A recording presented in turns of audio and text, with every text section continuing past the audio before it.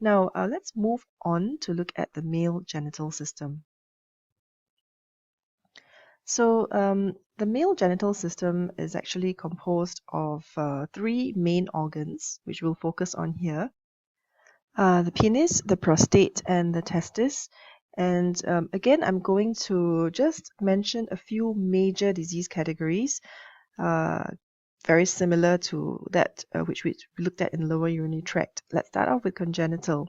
So for the penis, we can have abnormal location of the urethral opening, such as epispadias or hypospadias. And there can also be phimosis. Just to take note, phimosis can be acquired as well. And you can read about the specific definition of these in your textbooks. Now, coming up to the testis, a very important congenital abnormality is cryptorchidism. And this essentially refers to the absence of the testis within the scrotum. So it is due to male-descended or undescended testis. And this is an important condition because it can increase the risk of testicular malignancy as well as infertility. So usually the treatment is to surgically bring the testis down into the scrotum. Now, the next major category is very similar to lower urinary tract, is infections or inflammatory conditions. Now, in the penis, there is balanitis, which is inflammation of the glans penis, or balanoposthitis, which is glans as well as the prepuce, and this can be caused by certain infectious agents.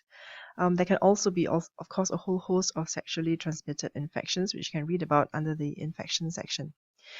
For the prostate, there can be prostatitis, which can be due to bacteria. Often this is due to reflux of urine from the urethra and similar types of bacteria as to those that cause urinary tract infections. And this can also be abacterial in nature. So there can be some patchy pockets of inflammation within the prostate gland. Now, in the testis, there can also be a similar range of sexually transmitted infections, as well as specific infections. I just want to mention two. Tuberculosis, this often affects the epididymis first and then spreads on to affect the testis. Whereas in contrast, in syphilis, the testis is the one who gets affected first, followed by the epididymis. So in syphilis, there's often areas of extensive necrosis, and this is known as gummatous syphilis. Now, the third major category is, of course, tumors or neoplasms.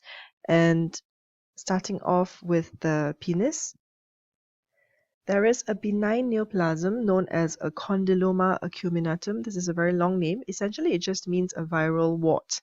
And this is associated with certain specific serotypes of HPV, namely 6 and 11. Now, the malignant carcinoma would be squamous cell carcinoma because of the lining, and this is often associated with HPV 16 and 18.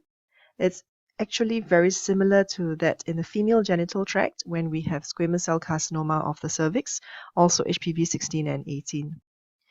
Now, in the prostate, carcinoma of the prostate is very important. It is not uncommon and it's generally quite slow growing in elderly men, and it can be associated with a raised PSA level in the serum.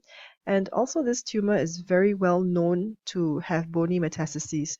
In fact, occasionally the initial presentation is actually back pain due to the presence of bony mets. Now, in the testis, is a little bit more variable. There are different types of tumors. One big category would be germ cell tumors.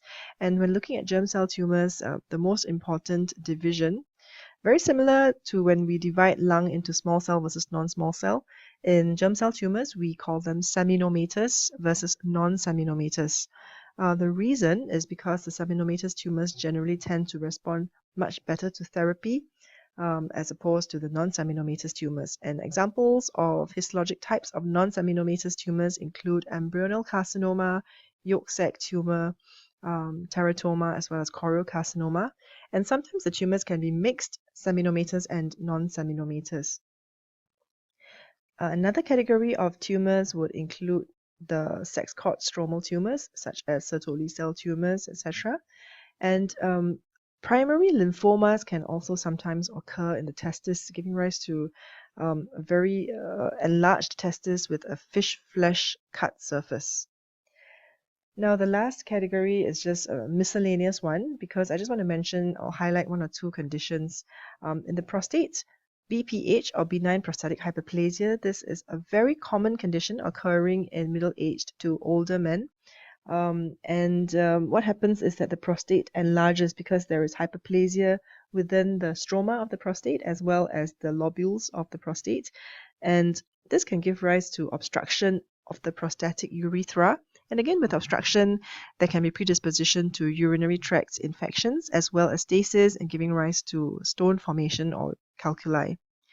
In the testis, an important condition would be torsion. Torsion occurs when there is a twisting of the spermatic cord, and this is very drastic because it cuts off the venous drainage of the testis, and therefore this can actually eventually give rise to marked congestion and hemorrhagic infarction of the testicular parenchyma. This is one of the few urological absolute emergencies where these patients need to undergo immediate surgery. If the surgery is early enough, then the viable testes can be preserved. Now, torsion can occur both in neonates, and usually there is no known underlying cause, or adults. In adults, it may be due to an anatomical abnormality where there is increased mobility of the testis. So in adults with torsion, usually the other testis will have to be carefully examined, and the testis may have to be surgically fixed into the scrotum prophylactically in order to prevent torsion as well, because it's going to be at risk. So here is just a very broad overview of some of the main conditions affecting the male genital system in terms of these disease categories. In the next mind map, we are going to look at the kidney, and the kidney is extremely complex with many different compartments performing different functions. So what we're going to do is we're going to just very simply tease it out into three big categories of conditions. One is medical conditions. Under these, we'll be looking specifically at glomerular diseases, tubulointerstitial diseases, as well as diseases affecting the blood vessels. The next big category of diseases would more be into the arm of surgical conditions such as tumors, and then finally congenital disorders. It's also important to note that the kidney, not only does it have these components like the glomeruli, etc., it also has the pelvic calyceal system.